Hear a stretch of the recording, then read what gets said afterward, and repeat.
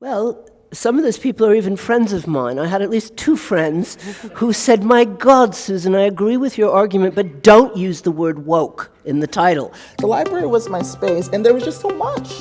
To the Harbor Grace excursion with the boys to have a time.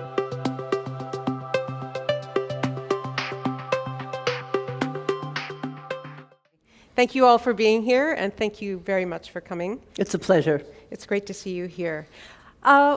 The phrase that rings in my ears from this video are the words, "what concerns me most." Mm-hmm.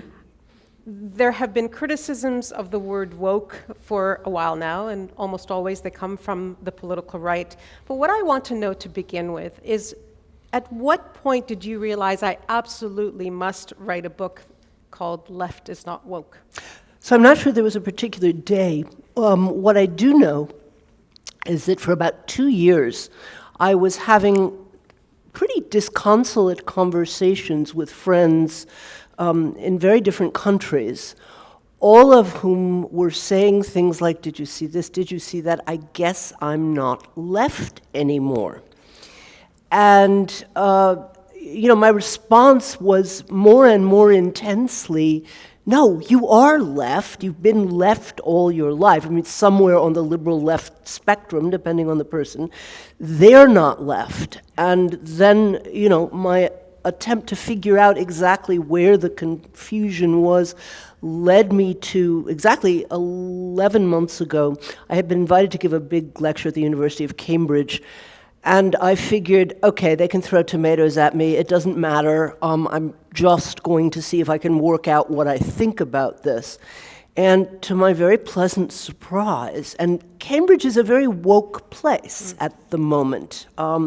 Actually, a niece of mine was doing an MA in African studies, and she's, been a war reporter in Uganda and Congo, very committed to what are called left woke ideas. So she brought her whole classmates. And there were no tomatoes? There were no tomatoes. On the contrary, all of these, people in their late 20s, said, "Gosh, I never heard a critique from the left before. There's something in that."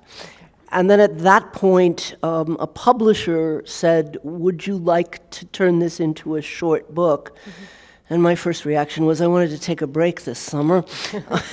And my second reaction was, well, actually, if I could be useful and untangle some confusions and persuade some people, as I seem to have done at that talk, mm-hmm. then it's worth sacrificing the summer to turning this into a book. I am curious what kind of reaction you got from that crowd. What did people say?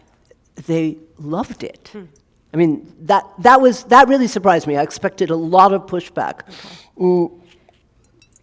And I made it clear, as I make clear in the book, I don't call myself a liberal. Now, that's partly because I live in Europe, where liberal just means libertarian, but I'm very happy to call myself a socialist. Mm-hmm. There's a proud socialist tradition that's not necessarily communist or Marxist, but that's where I situate myself. I'm happy to do a big tent with people who are less far to the left. If you'd like me to define it, I think I can. Which, the left or woke? The left. Okay. Well, sure, why don't we start there? How would you define the left? So it seems to me that there are three principles that are common to everybody who situates themselves on the liberal left, okay? The first is we're committed to universalism rather than tribalism. The second is we're committed to a hard distinction between justice and power, even where it's not always easy to draw. And thirdly, we're committed to the possibility of progress, which isn't inevitable, but is possible. Those are principles that I would share with anybody who calls herself a liberal. To be on the left, you need to add a commitment to the idea of social rights in addition to political rights. Mm-hmm. So for both liberals and leftists, we have political rights to freedom of speech, travel, worship, vote, etc.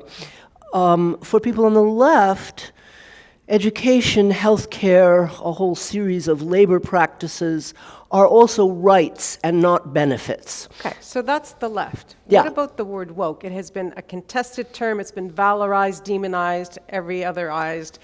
how do you define woke? So what's so confusing about woke is that it appeals to emotions which are common to every progressive person. That is, sympathy for marginalized peoples, indignation at the oppression of people, determination to right historical wrongs.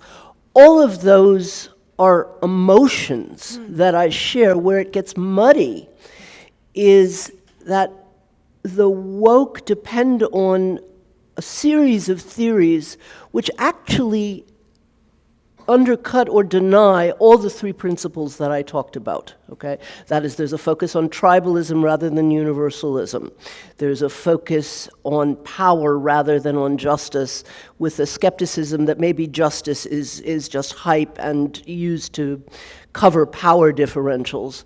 And while, of course, various woke activists work towards progress, they hold a series of beliefs that actually undermine the possibility of progress. And I think the person who's most responsible for that is Michel Foucault, whose work shows that, I'm summarizing this, if there's a Foucaultian out there, you can tell me it's more complicated than that. I know it's more complicated than that, but I'm talking about what people take from Foucault's, the idea that every apparent step towards progress is actually a subtler form of oppression, okay?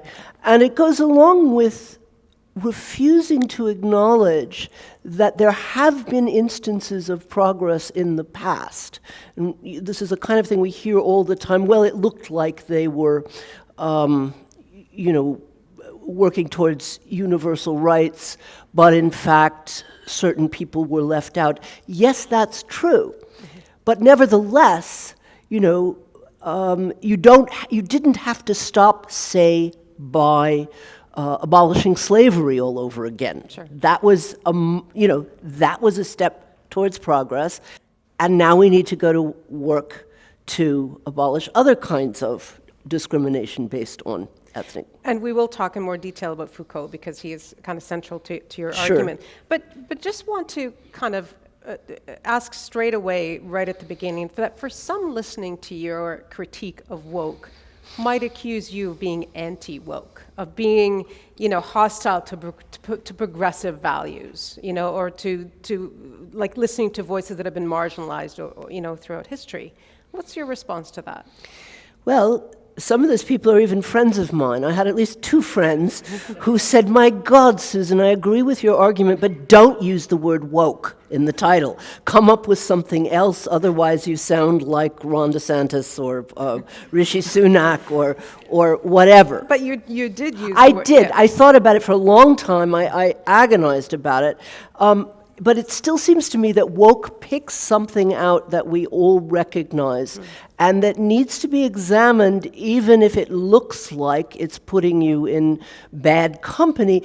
I think anybody who actually reads the book, even if you don't read other books of mine, where I've made it very clear, my last book was about the things that other countries, particularly the United States, could learn from Germany's historical reckoning with the Nazi period. And that was written at the beginning of the big historical reckoning that has been taking place over the last 4 years. I think even if you don't know that this is somebody who has been, very much on the side of righting historical wrongs and standing with people who've been marginalized, I think I make it clear that I'm not Ron DeSantis. Right. But to stick with the challenge for a moment, Okay. If what would you say, I guess, to someone who belongs to a group that has been historically marginalized, who would say that your argument that universalism, which sounds ideal, is a luxury they can't afford?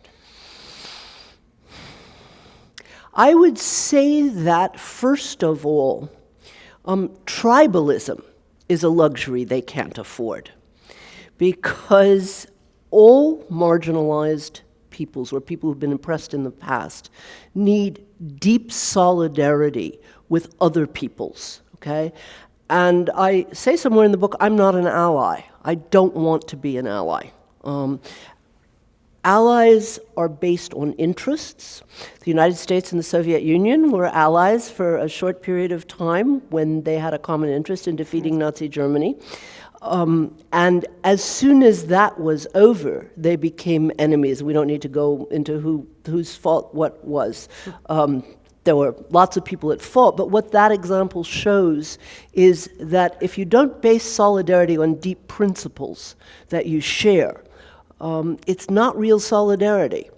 So that someone who claims their marginalization is worse than everybody else's is reckoning themselves out of the game. And I should say, will sound like a tangent, but it's really not. One of the things that this book was influenced by is the fact that for 2 years in Berlin, I've been very active in the media and in the political world, arguing for a universalist conception of Judaism, okay? I am Jewish, and in Germany, which has focused on its crimes against the Jewish people, what that has seemed to mean is we learned that we were perpetrators, we learned that the Jews were our victims, and we learned that we did the worst thing to them that could ever be done to anyone. And if, on the contrary, people say, as other left-wing Jewish friends of mine and I have said, wait a second, we don't want to be seen as the victims who are worse than any other victim. And as a matter of fact, we want to focus on crimes that the State of Israel is committing against the people who it's occupied for 56 years. We're called anti-Semitic. And so it's quite funny, of course, to be Jewish and be called anti-Semitic in the German press. But that experience very much strengthened my own sense that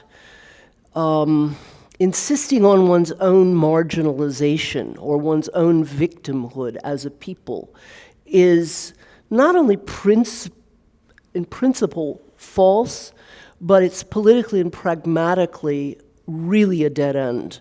And there's a movement called Afro-pessimism, which argues that crimes committed against black people are worse and longer lasting and deeper than those committed towards any other group in the world. And I'm just as opposed to that as I am to the kind of Jewish victimhood line that I reject. Okay. Where do you see the worst, or I guess the excesses of what you would call wokeism most pronounced? We're not. Every place I go, I hear another story. Look, critical books are not being published. Critical plays are not being presented, or if they're presented, they're being rewritten in certain ways. I was having dinner with a playwright the other night who's well-known playwright whose play that she wrote many years ago about two black women is being brought back to Broadway, but it's out of the question that she direct it, okay? Because that would be cultural appropriation. It's okay, the playwright doesn't necessarily have to direct it, but this is also a director. The idea of cultural appropriation, that cultural products belong to a member of a particular tribe, strikes me as against the concept of culture itself. That's one kind of problem. Another kind of problem can be seen in, and I'm not current on what issues are going on in Canada, so I don't know how this is being dealt with here. Mm-hmm. In the US, we've had for the last 3 or 4 years a discussion about monuments. I'm extremely glad that people have taken down monuments to Confederate generals. Glad that there's a generic Johnny Reb sort of figure of the Confederate soldier Every southern town in the United States is built around a square, and every square has a statue of Johnny Reb. I'm happy for them to go into museums. There's an interesting museum in Berlin where they sort of put all the bad statues, and they've taken them off pedestals so that people can climb on them and do things with them. I think that would be a great thing to do. That discussion has definitely also happened in Canada. Yes. Right. Yep. But what we've also had in the United States is people asking to take down statues of Abraham Lincoln, okay? I get quite angry about that. Now, was Abraham Lincoln, did he say things that we today would consider racist? Sure.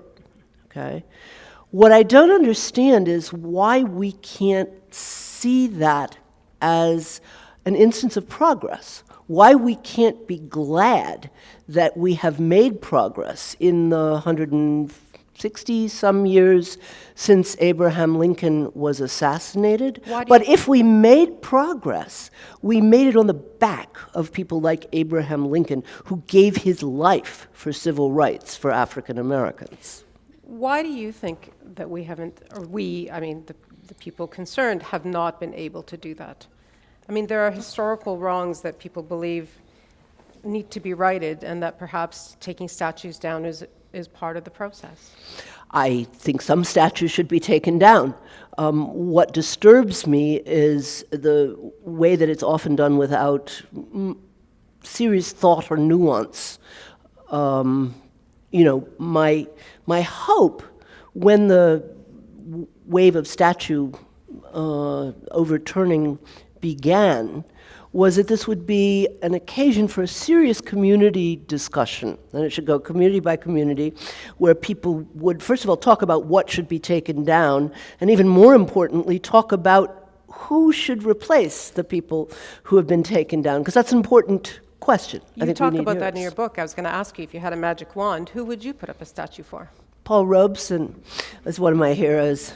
It would be somebody whose statue I'd be happy to see all over the place. There was this famous peace concert, actually, on the other side of Canada once. A whole bunch of people, depending on where the place is. I think it's nice if there could be community-based statues.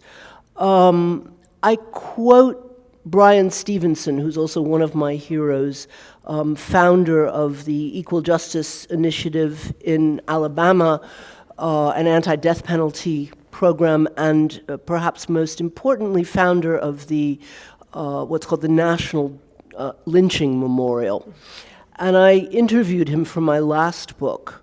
And one of the things he said to me really stuck. He said there were white people in the South who worked against slavery, and you don't know their names. And there were white people who protested lynching, and you don't know their names. And if we remembered their names, we could build an alternative history of the South. We could build a history, a narrative devoted to people who actually were brave and courageous and went against convention and stood up for the right thing. So there are plenty of unnamed people. Paul Robeson just occurred to me off the top of my head, but there are plenty of others. I would say those people, whether they're famous or not, in every community, and my guess is that almost every community had them, who embodied the ideals that we would like our communities to uphold. Okay.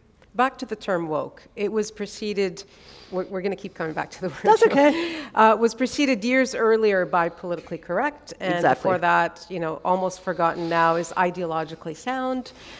These terms start kind of on the left as legitimate notions, and they kind of migrate and they make their way somehow to the right, and then they get weaponized and used against the left. What is it that accounts for that movement, do you think? It's a really good question, because I used to be furious about the term politically correct, which, by the way, there may have been real Stalinists who used it, but I don't really know any Stalinists. It was used on the non-Stalinist left ironically, that is, if they felt that somebody was being too Stalinist, too rigid, too, ideologically pure, you would say, oh, she's so politically correct. That was a left criticism of overly rigid leftists. And then suddenly it became used by the right. Why? It's a good question that I don't have an answer to, because 4 years ago or so, I was sitting with a group of, pretty left-leaning people. We were talking about the fact that we liked the word woke, that we were looking for a word woke, a word that expressed a kind of excitement about a political activist project, and it seemed like woke would fulfill it. I assume that it gets taken up by the right simply as a way to smear any left-wing project. That's certainly how it's being used today. You make it clear in the book that the words you use are, I will not cede the left, I think is what you say. Do you ever imagine these kinds of terms ever being reclaimable? Good question. I don't see it's happening to politically correct, because the irony got lost very quickly. And I'm not sure that I can see it happening with woke either. Yeah. So I'd prefer to go back to the good old term left, but to keep, the principles that I think are essential to the left, even though it's odd, it depended on the accidental seating positions of the Paris Parliament in 1789. There's no particular reason why that should be relevant for political issues today, right. But it does have a history since 1789, and it's something that I think we should be not afraid to claim. One of our colleagues at Ideas, Nahid Mustafa, came up with this observation a few years ago. It's this: there's a mirroring of sorts going on here, that the left polices language the way the right polices values. Why is the left apparently or seemingly fixated on language? Look, I'm going to say something that may upset people in the audience. I think it's easier to change language than it is to change realities. And look, I'm a writer. I care a lot about words. I don't publish anything that doesn't go through 6 or 7 drafts. I really do care about exact language, all right? I think it's important. It's a reflection of thought. But here's an example that I use in the book. I'm aware of the dangers of ideologizing one form of progressive language. So here's the thing. If I called you an authoress, okay, right. Or a journalistess, right? I've been called worse than that. Yeah, yeah, but I think you'd be offended, and if somebody called me a philosopheress, besides the fact that it sounds like rhinoceros, I would have a problem with that, okay? Yeah. That is one thing that we did with gendered language in English was even to go so far as to get rid of the last vestige of that form. Meghan Markle is an actor, or was an actor. Yep. Okay? Now, German feminists see it exactly opposite, okay? And if I don't call myself a philosopheress or a writeress or a citizeness or all of those kinds of things, I'm offending against gender-correct language. And so do you do it? It's really difficult. For a while, I was refusing, and then people would say, well, it's not your native language, you don't get it. My German's really good. I function as a functioning adult in German. In some cases, I hold out, and in some cases, I realize I actually have a directive from the ministry that funds my institute, that any official thing that goes out from our, any official press release or announcement or whatever has to be written in this, citizens and citizenesses, Right. guests and guestesses, et cetera, et cetera. I think living in more than one country, as you'll probably agree, is a good way of getting a distance from certain kinds of rigid ideologies and realizing, yes, language is important, but it's not baked into the language that, what one group of people have decided now is progressive speak,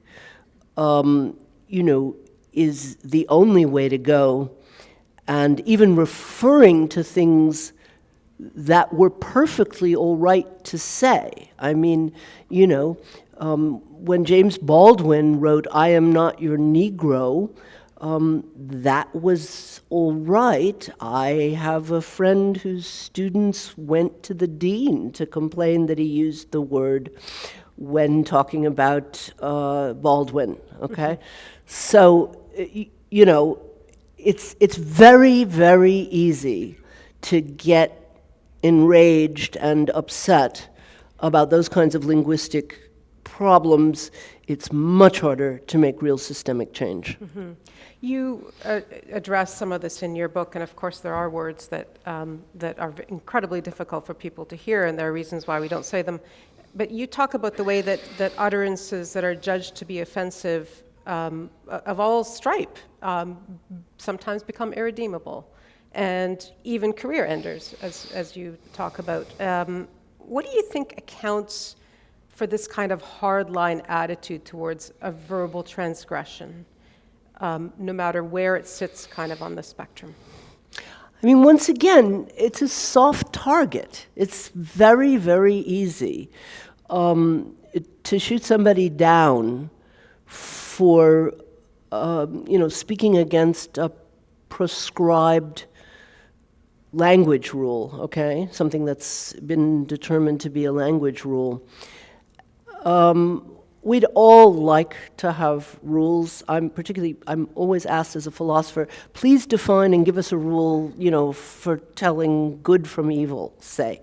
I'm not exaggerating. I get questions like that all the time. And of course we'd like to have those kinds of rules that would make our lives easier. They don't work. Mm-hmm.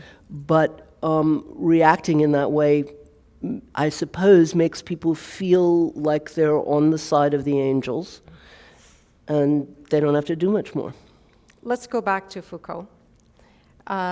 You spend a great deal of time talking about him and rejecting his way of thinking or his thought. You sort of regret his impact. I'm just wondering what it is that you find most objectionable about what Foucault had to say.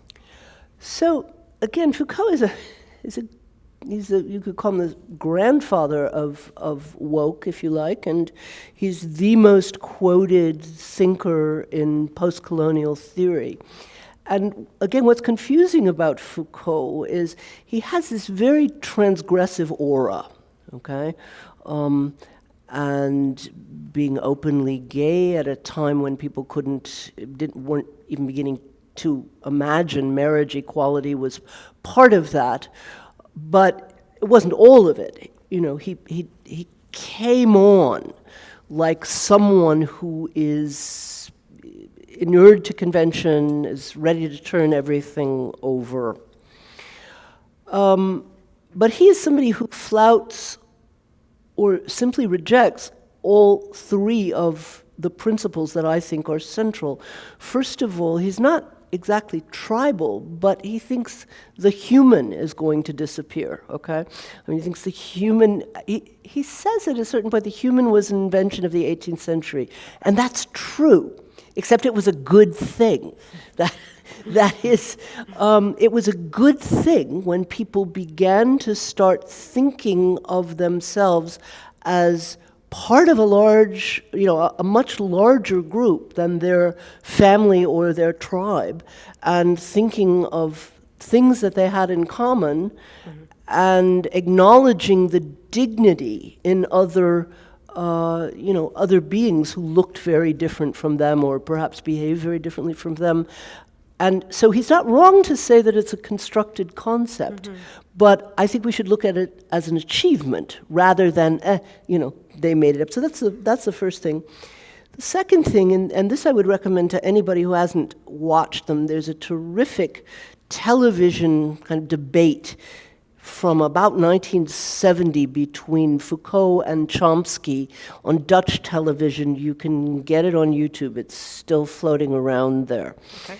And that's a point where he says, justice is basically a sham. All there are power relations. Yes, I want there to be a world revolution, but only because I want my people to be in power. And incredibly pessimistic. Totally pessimistic. I mean, just there are no any claim to be working towards justice is simply trying to pull the wool over people's eyes whom you want to oppress. This, by the way, is a claim that goes all the way back to the Sophists in ancient Athens, but, Foucault obviously has a more complicated and interesting discussion of power than did the ancient Sophists, but it's the same basic view.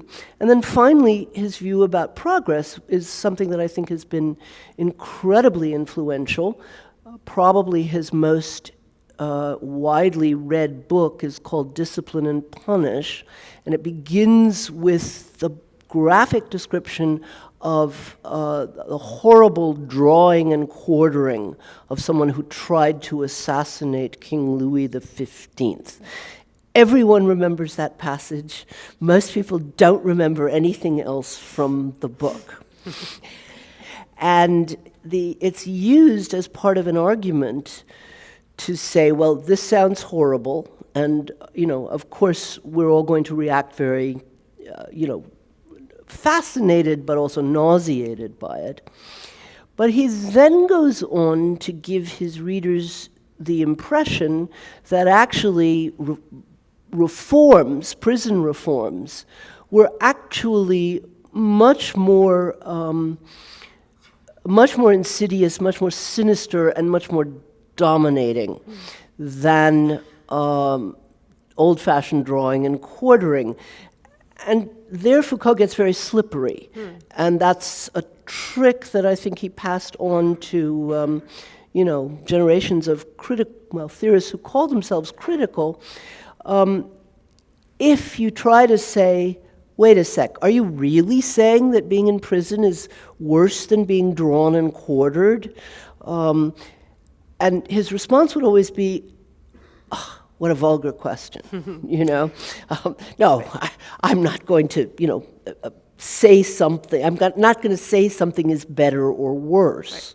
But in fact, the impression that he leaves people with is better not try to do any prison reform because you'll only wind up making things worse. Mutatis mutandis for the same, for a host of other reforms. But let's say that Foucault and others like-minded are as pessimistic as you say they are. But let's just look around, just at the way things are, the way things were then, and the way nobody's getting drawn and quartered now. But there are a lot of things to be pessimistic about. Obscene wealth is concentrated into fewer hands. That concentration means unprecedented power. Corporations have more power than ever. Political systems are essentially falling apart just about everywhere you look. So isn't pessimism kind of a reasonable reaction to what we see around us? So I should make very clear that I'm not an optimist. Okay? Good thing we're clear on that. Yeah. I think optimism in the face of all of the things you just mentioned, plus the climate catastrophe, which you didn't mention. The list is long, isn't it? Rising fascism all over the world, I think optimism would be obscene. But here's the thing. Optimism and pessimism are claims about how the world is going to be. And I don't make those claims. I don't have access to how the world is going to be. What I do instead is follow Immanuel Kant, but also it turns out Noam Chomsky makes the same argument. He didn't know it was from Kant, but it doesn't matter. It's a true argument. If we are, say, pessimistic or despair, the world really will go to hell, okay? There's no question about it. If people who are concerned about all the things you mentioned and all the other things we could mention believe that it is possible to stop the disaster, we have a chance of doing it, okay? If we don't believe that we can, then we're really facing an apocalypse on a number of levels. So hope is not optimism, but it's necessary. We'll come back to hope at the very end, just so we can leave on a good note. You also criticize thinkers who are not on the left, of course. You talk about Edward Wilson with sociobiology and Steven Pinker, which is a name we hear often, with evolutionary psychology. Let's start with the sociobiology. It was and is a controversial body of thinking. But before we get into the critique, can you just quickly define what it is? That's in 30 seconds or less. Yeah, sure. Look, so let me put it historically. Nobody calls himself a sociobiologist anymore. Sociobiology was a movement that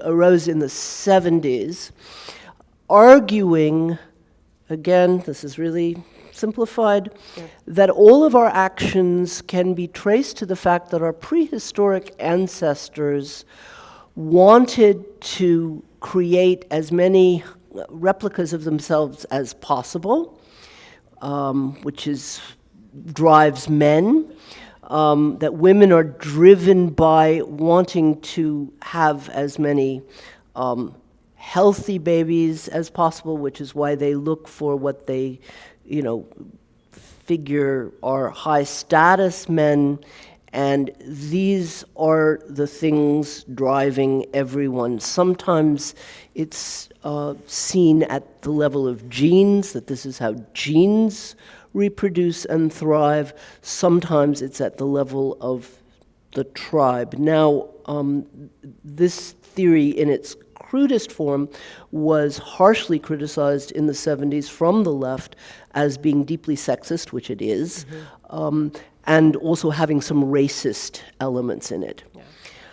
I think it's not an accident that it was reborn in the 90s in a slightly more sophisticated form, just at the moment when neoliberalism was taken to be, the only answer to what drives human beings. That is, we are moved by a desire to amass wealth and power, and anything that looks like a deviation from that harks back to our prehistoric ancestors who were not only looking for their own wealth, power, and self-replication, but also taking care of their tribe. And the funny thing about this is people have been speculating about, human nature forever, and there have been all kinds of theories about human motivation. Mm-hmm. Rousseau was the best about this because he said, we have no access to our prehistoric ancestors. I mean, by definition, prehistoric ancestors don't leave written records. We have no access to their motivation. And every time we try to build a theory on the basis of a so-called state of nature, a natural state of human beings, we read our own political agendas into the theory, okay? So this is what's being done today under the guise of evolutionary psychology, which honestly has no more access to hard science than than Hobbes or Rousseau's speculations about the state of nature. But everyone, first of all, is always glad to be able to say, well, science says this, and you read this in every damn newspaper. Our prehistoric, he did this because our prehistoric ancestors did this or that in order to increase their gene pool, and it goes pretty much unquestioned. I mean, there's a fairly large literature of serious biologists who have called all this in question, but it still gets repeated. And I think it gets repeated partly, again, since the 90s, because it's reinforced by a neoliberal ethos that says we don't do anything that isn't in our narrowest self-interest, or at best, that of our children or our tribe. But at a glance, I mean, to talk about Steven Pinker a little bit more, at a glance, Foucault and Pinker don't seem to have much in common, but do their worldviews just leave victims in their wake? I mean, whether, the operation of social power or psychological genetic forces. I mean, are we? See, neither of them would say so. I want to be really fair. Yeah. Neither of them would say that they leave victims in their wake, and I have a friend who says you're unfair to Foucault. I spent 3 hours with him once, and he said everything he's done is supposed to be in the service of liberation. So I can understand, I want to distinguish between people's motivations, and I don't think Pinker has any bad motivations either, but what in fact is the net effect and the takeaway of their theories, which, Yeah.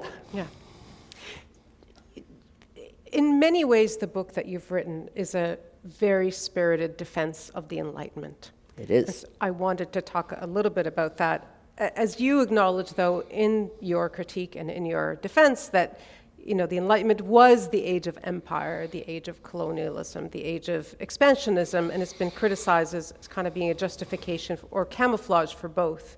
Do you see any validity in those claims? I spent a lot of time trying to figure out how those claims arose, because when I first heard them, I thought they were ridiculous. First of all, the real age of empire starts after the Enlightenment, starts in the 19th century, but let's even leave that aside. There was some colonialism during the Enlightenment. I found it hard to take seriously because I know these works. No one wrote stronger attacks on colonialism than Enlightenment thinkers. I played with the idea for a while in this book of taking sentences from Diderot and sentences from Frantz Fanon and asking the reader to guess who wrote them. Because actually Diderot in some passages is more radical than Fanon. I gave it up because what Diderot says at one point, as if he were speaking to indigenous South Africans, let fly your poisoned arrows, don't believe the Dutch, let not one stay alive to tell the tale. Of course, Fanon is not going to be talking about poisoned arrows, so I gave up that project. But I knew these texts. I knew that Kant was congratulating the Chinese and the Japanese for not allowing European so-called traders to enter their territory, and I was trying to figure out how anybody could get things so backward. The other Did you find an answer to that question? Yes, I did. Okay. But I got to say one Sure. other thing Go ahead. before that. The other thing that's claimed before that is that the Enlightenment is Eurocentric. And Eurocentrism is an idea that was invented by the Enlightenment, that it was the Enlightenment that urged Europeans to look at themselves from the perspective of non-Europeans and to learn from them. So they used non-Europeans to criticize European values, European customs, European politics, European sexual mores. So I just thought this is nuts. This is sort of bad undergraduate non-research. I did, however, finally come up with an answer, and it's this. I mean, there's a lot of bad research. I mean, they're just people not reading books that they're told are bad books, so why should they read them? The Enlightenment critique of colonialism did not stop colonialism, okay? It went on after the great thinkers of the Enlightenment were dead. What it did do was to give colonialists a bad conscience. And if you look a little bit at the history of colonialism before the 18th century, it was self-evident that big countries preyed on smaller countries. That's just what everybody did, all over the world. Whether it was the Aztecs or the Malayans or the Chinese or the Mughals or, of course, the Romans. And no one questioned that. No one questioned the idea that big countries should swallow up or make territorial inroads into or take tribute from other countries. It was just the way the world was. Mm-hmm. It was the Enlightenment that says this is wrong, this shouldn't happen. And they gave the 19th century a bad conscience. So what the 19th century, because of course the 19th century could see perfectly well, colonialism was violating human rights that European countries wanted for themselves. So what do? They use Enlightenment ideas to, cover up colonialism. So they say things like, well, we're not just coming to your land and taking your treasure because we're bigger than you and have better guns. We're going to help you become more modern, okay? And so it's a scam. It's a terrible scam, but you cannot blame it on the Enlightenment itself, okay? So now why does this matter, except as a question of historical justice? I mean, I think historical justice is a good thing, and we should give credit where good ideas deserve credit.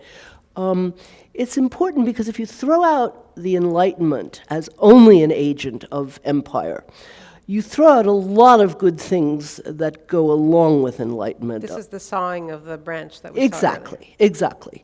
In particular, the idea that reason is not just an agent of power, but something that's worth hanging on to and perfecting. And then all the other principles that I talked about, the ideas of universalism. So I think it's really important to distinguish between the fact that the Enlightenment had, by and large, extremely good ideas, extremely anti-racist ideas, that, like many left-wing intellectuals, time and again, didn't succeed in establishing themselves. By the way, they were pretty sexist. I can't defend them on everything.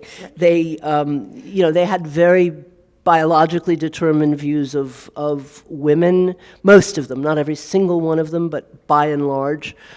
They really thought that the biological differences between men and women determined us to very different kinds of lives.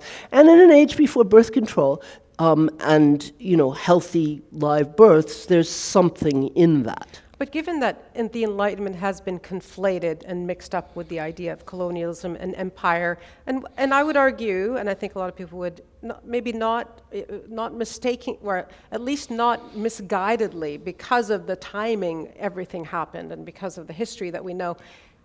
If you are a PR agent, how would you untangle that history? I mean, where would you begin? Well, so what did I do wrong? What did I do wrong just now? Because that's what I was trying to do. I was trying to say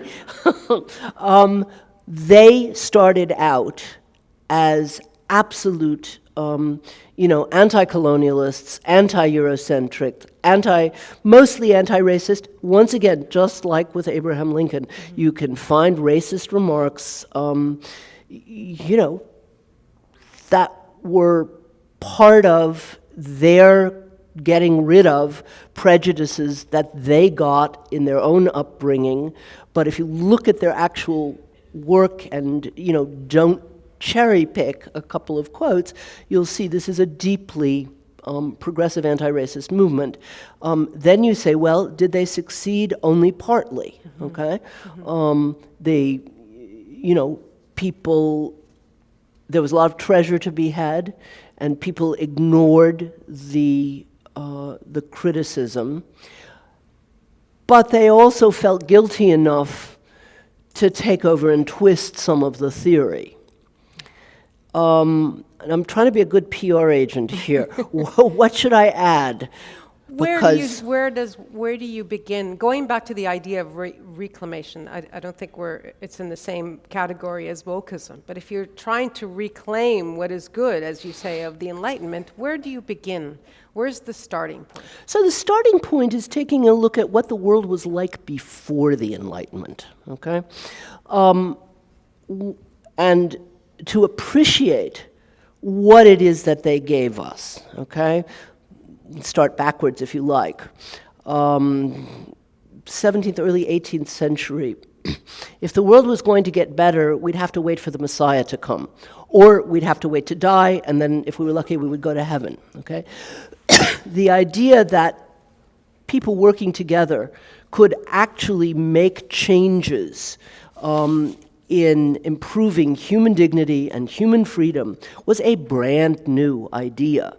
So, by the way, was the pursuit of happiness. I mean, happiness was something that either we lost in the Garden of Eden or some other golden age, or something we would get when we would die. The idea that people on Earth had a right to happiness is brand new, okay? Start there. Okay. Start with the idea that each of us is endowed with human reason that allows us to question what's natural, okay? And then think about what was natural at the beginning of the 18th century. Feudal hierarchies, slavery, the oppression of women, most forms of illness, poverty, okay? All of those things were taken, in fact, in parts of the world, well into the 19th century, as that's just nature. There were British clerics who argued against famine relief during the Great Irish Famine of the mid-19th century because it'd be going against God's will, okay? So, the idea that we can use human reason to ask whether some tradition that we've been told by some authority or some religious thinker is God's will or part of the way the world is, that's an Enlightenment idea, okay? Okay. That I could give some more, but okay. Sure. But we'll switch gears a little bit because we're coming near the end here, and we're going to come to all of you for questions as well in a short bit, but maybe just a few more questions from the book. You tackle how this whole conversation connects to nationalism, and I want to talk about that. You see a connection, or a rather kind of lack of connection, between wokeism and nationhood. I wonder if, in this context, why is nationhood even on your radar? Like, why are you thinking about that in terms of wokeism? So I'm not quite sure what you're asking here because, I talk about tribalism, and nationalism is, I suppose, the political, the political form of tribalism. And nationalism is simply the idea that the only real connections that we have with people, the only really deep connections that we have with people, and therefore the only political obligations we have towards people, are those who belong to our tribe. And I'm sorry to say it, but if this is something that I have one Israeli friend who's pointed this out. I'm the second person who's pointed it out in print, and I hope it will get around to certain people who are woke. The reductio ad absurdism of the tribalism of the woke, including basing tribalism on victimhood, is Benjamin Netanyahu, okay? That is exactly what he has done and how he has stayed in power for, I don't know, question of how long it is, okay, is, insisting that, first of all, because we were victims, we can do whatever we want, and anybody who denies that is simply contributing to our victimhood by being anti-Semitic. And secondly, by insisting that there are no real deep connections between people who don't have the same ethnic background. And there are no human rights. It makes no sense. And so obviously, my guess is that anybody who could be called woke is not going to explicitly support the government of Israel in any way, shape, or form. And I hope that the analogy opens some people's eyes, because that's where it leads. It's the same principle. One more question on nationalism before we move on is, in your mind, what would a progressive flag-waving nationalism look like? Flags. Do we have to wave flags? I mean, I was just thinking of a friend who has around her house about 40 different flags from different countries. Why not? That one could do, perhaps. I would be nervous about anybody waving a single flag. Why? Because it's focusing on one part of your identity. I mean, one of the problems that I have with identity politics is it's the suggestion that, we all have one or at best two identities. And that's so false. We all know that, okay? And interestingly enough, it's focusing on those parts of our identities that we have no control over, okay? And so waving one flag is to reduce all of your identities down to this one component. I don't see doing it. I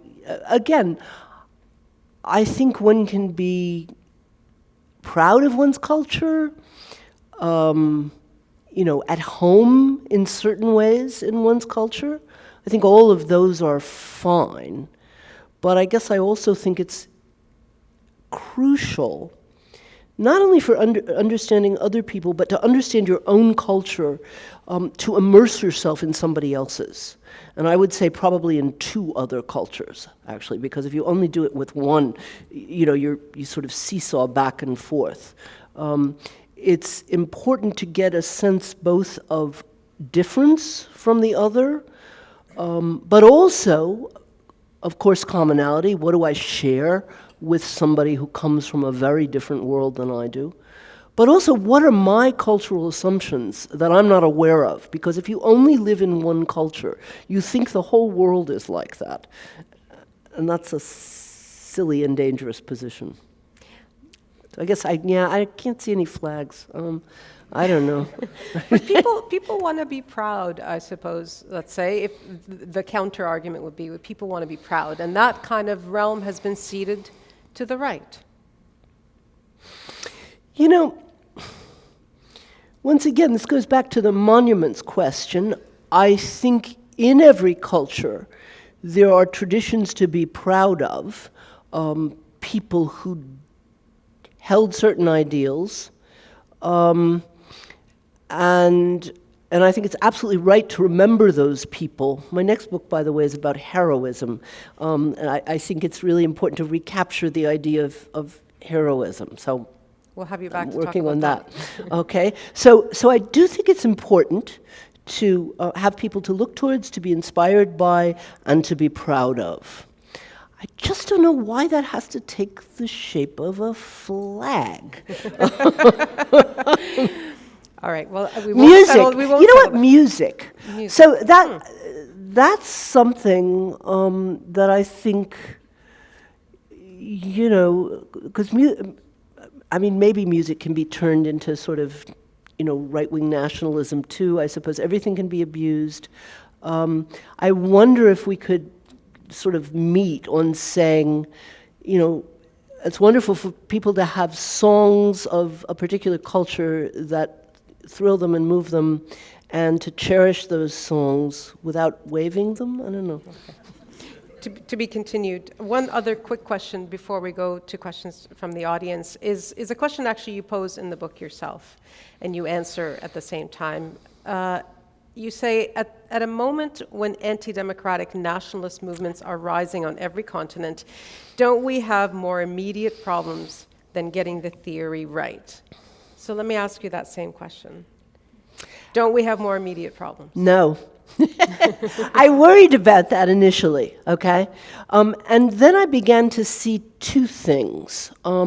One is the, the sectarianism of the left, and I used the phrase the narcissism of small differences. Yeah. It's extremely disturbing that these right-wing nationalists all manage to agree. They all get together. I mean, Yair Netanyahu, Benjamin Netanyahu's favorite son, is the poster boy for the right-wing neo-Nazi German party, okay? It's crazy, but that's true. And, all of these right-wing nationalists manage to agree on principles of tribalism and work together, all right?